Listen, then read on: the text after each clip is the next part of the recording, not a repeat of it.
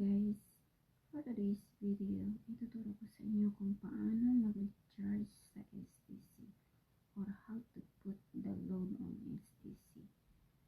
Ituturo ko na rin sa inyo kung paano mag-balance inquiry sa STC.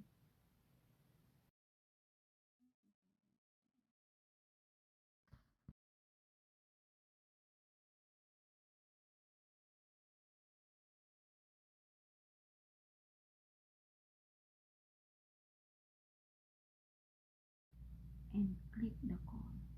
Thank you for watching.